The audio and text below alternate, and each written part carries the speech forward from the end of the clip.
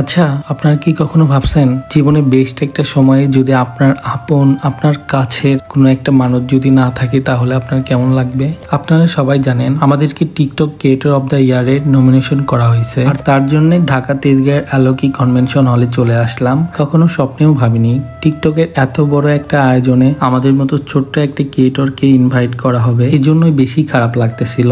জানি না আর জীবনে কখনো এরকম আয়োজনে আসতে পারবো কিনা, তবে আজকে নুসরাতকে ছাড়া এখানে এসে আমার একদমই ভালো লাগতেছিল না। অনেক বেশি মিস করতেছিলাম তাকে। আসলে আমরা সব সময় দুইজন একসাথেই থাকি, বাইরে খুব কমই যাওয়া হয় ওকে ছাড়া একা একা, তবে অনেক সময় যাইতে হয় বাধ্য হয়ে। আসলে ক্যামেরার ফ্রেমে সবসময় আপনারা আমাদেরকে হাসি খুশি দেখেন, কিন্তু এটার পেছনেও আমাদের কষ্ট দুঃখ সবকিছুই আছে, যেগুলো আমরা হয়তো বা হাইড করে রাখি আপনাদের থেকে। হ্যাঁ, এটাই বাস্তব। সোশ্যাল মিডিয়াতে যেগুলো আমরা দেখাই বা যেগুলা করি সেটার সাথে আপনার লাইফে ম্যাচিং নাও থাকতে পারে। তাই সোশ্যাল মিডিয়ার লাইফস্টাইল দেখে নিজেরা কষ্ট পাওয়ার কিছু নাই। তো যাই হোক, আজকে বলতে বলতে অনেক কিছুই বলে ফেললাম। আজকের ইভেন্টটা মূলত টিকটকের কানেক্ট ইভেন্ট, আর আজকের এই ইভেন্টে কিন্তু বাংলাদেশের অন্যতম পাবলিশার, কন্টেন্ট ক্রিয়েটর এবং বড় বড় কিছু টিকটকার সেলিব্রিটিরাও আছে। আর আজকের এই ইভেন্টের হোস্ট হিসাবে কিন্তু কারান ভাইকে কলকাতা থেকে নিয়ে আসা হয়েছিল। তো প্রোগ্রামের কয়েকটা পার্ট শেষ করে আমরা লাঞ্চ ব্রেকে চলে আসলাম, আর এখানে এসে আমরা নিজেরাই লাইন করে সবাই সবার মতো করে খাবার উঠে নিচ্ছিলাম। আমি এখানে চিকেন কারি এবং মাটন কারিটা নিছিলাম, আর ডিজার আইটেম হিসেবে কেক নিছিলাম।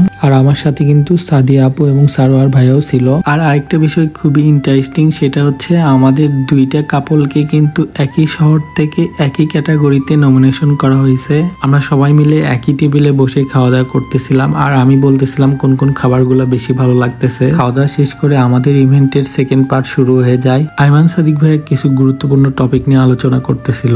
চ্যালেঞ্জ হিসেবে নিয়েছিলাম যে আমরা তো সবসময় টিচার হিসেবে থাকি, আমরা ধরে নেই। কিছুক্ষণ পরে আমরা একটু বাইরে এসে ফুড জোনে ঘোরাফেরা করতে দেখি এখানে ফুচকা নিয়ে আসছে। এই ফুচকাটা দেখে আমি নুসরাতকে আরো বেশি মিস করতেছিলাম। তো সাদিয়া আপু এখানে ফুচকাগুলো মজা করে খাচ্ছে, নুসরাতের ভাগও নাকি খেয়ে নিচ্ছে সেটাই বলতেছিল। আসলে ফুচকাগুলো অনেক বেশি মজা ছিল। দেন সবাই বোরিং হইতে লাগলে সবাইকে অ্যাক্টিভিটি বাড়ানোর জন্য কিছু আর্ট করতে দেয়, আর এই আর্ট গুলা করতে পারলে কিন্তু গিফট আছে। তো আপনারা সবাই একটু আর্ট গুলা ভালো করে দেখেন। সবাই সবার মতো করে গ্রুপ ওয়াইজ আর্ট গুলা করতেছিল।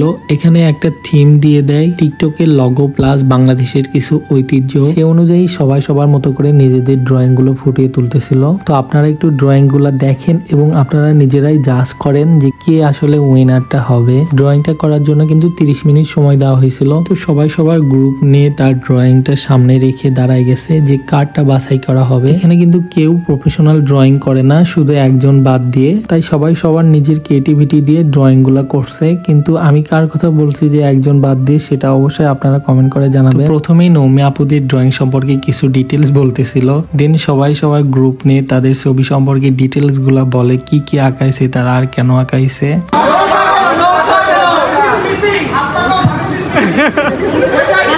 That's a very nice thing to do. I hope you know that. Yeah. Thank you. Awesome. Thank you, guys. আমাদেরকে ট্যাগ করছে এবং আমরা কিভাবে টিকটককে প্রতিদিন দেখছি।